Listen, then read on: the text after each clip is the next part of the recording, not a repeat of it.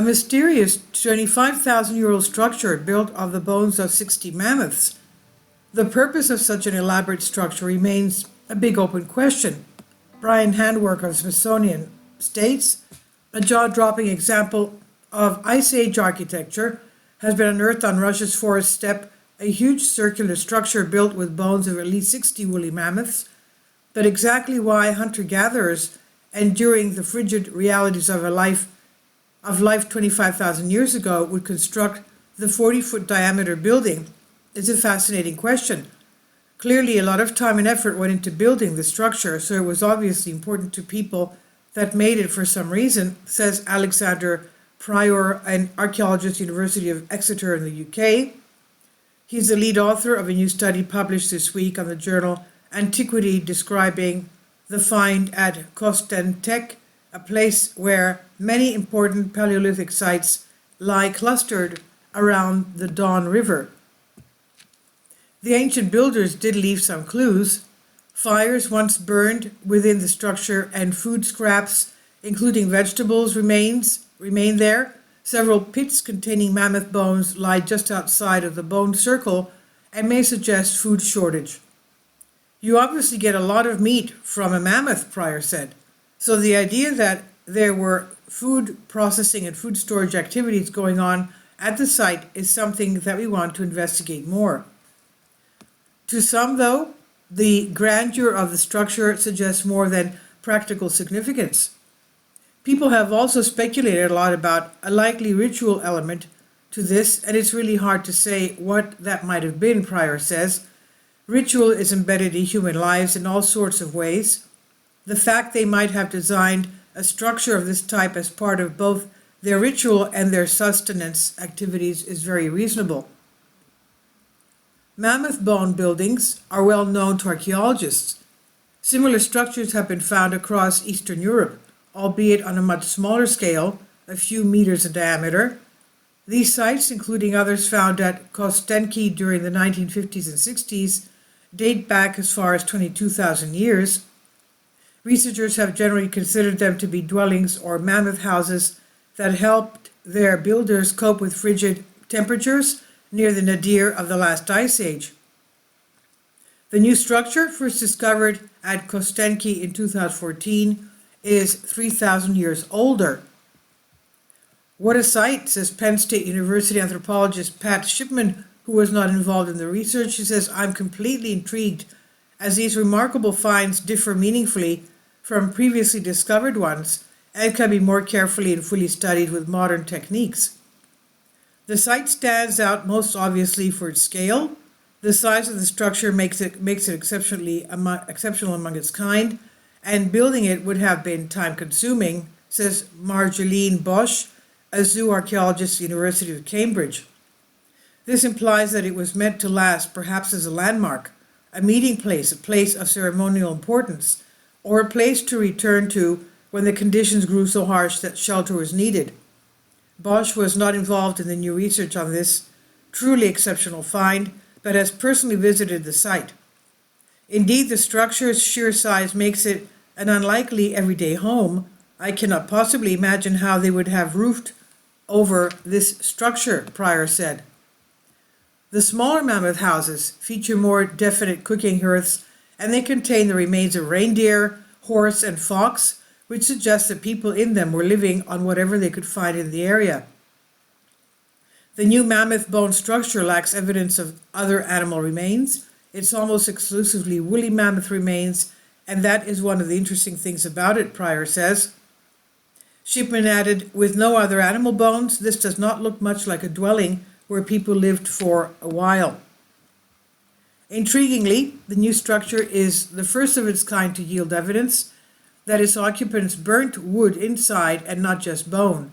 It's the first time anyone's found large pieces of charcoal inside one of these structures, so it does show that trees were in the environment, Pryor said. Tree rings widths in the charcoal are narrow, suggesting the trees probably struggled to survive in that landscape. Previous studies suggested that even on the Ice Age's arid steppes, coniferous trees would have endured in forests stretching along riversides like those close to Kostenki. a draw for people looking to survive. Still, if people were not living in the structure, then why did they make fires? Fire in the past can be seen as a tool much the same as chipped stone implements and worked bones are, Bosch says. Fires provided heat and light, barbecued and roasted food, dried meat for storage, and processed glues for stone-tipped tools.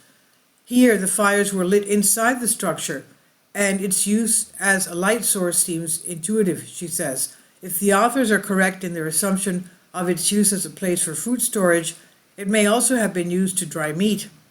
There may be ways to test these ideas. Finding drops of fat on the floor, for example, could show that the meat was dried over the flames. The local diet also appears to have featured a smorgasbord of vegetables. By using water and sieve flotation techniques, the team discovered pieces of plant tissue among the charcoal. This is the first time we have a plant food component discovered in any of these structures, Pryor said. His team has not identified specific species yet, but notes that the tissues are like those found in modern roots and tubers such as carrots, potatoes, and parsnips. The astounding assemblage of bones from more than 60 mammoths raises the question, where did they all come from? Scientists are not sure if the animals were hunted, scavenged from sites of mass deaths, or some combination of the two.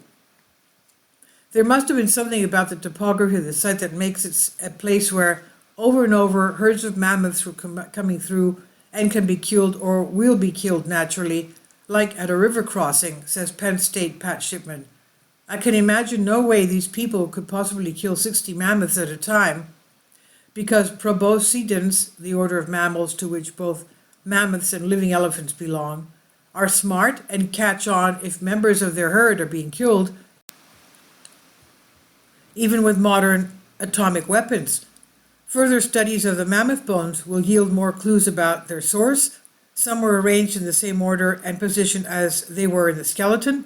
This means that the bones were brought to the site as body part, which some soft tissue, skin, muscle, and tendons will still attached, Bosch said. Therefore, they must have been transported before carnivores had the chance to eat and clean the bones. This implies that the builders had early access to the mammoth remains. Shipman adds, I want to know if the bones have been processed or transported, or if we are looking at whole skeletons or carcasses piled up for future use. Moving a dead mammoth cannot have been easy, even if it was largely defleshed. However the mammoths got here, their presence was crucial to the humans living in the area. Ludmila Lakovleva of the French National Center for Scientific Research notes that the complete settlement shows several mammoth bones dwellings, walls, enclosures, pits, working areas, hearths, dumping areas, and butchering areas, she says. Kostenki was a focus for human settlement throughout the last ice age, Pryor said. It's a huge investment in this particular place in the landscape. His team has some theories as to why. There's evidence that there were natural freshwater springs in the area, which would have remained liquid throughout the year, he says.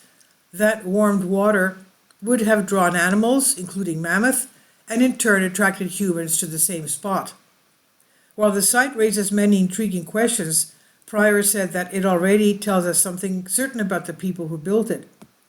This project is giving us a real insight into how our human ancestors adapted to climate change, to the harshest parts of the last glacial cycle, and adapted to use the materials that they had around them, he said. It's really a story of survival in the face of adversity. And this is on Collective Spark by Brian Handwork from Smithsonian. Please leave your comments, and thank you for your support. Please support my Patreon account. The daily posts are 5 videos daily, and they are totally different from what I have on my YouTube channel. Thank you so much for your support and that you find all my content so interesting. You'll find the Patreon account details in the description box below.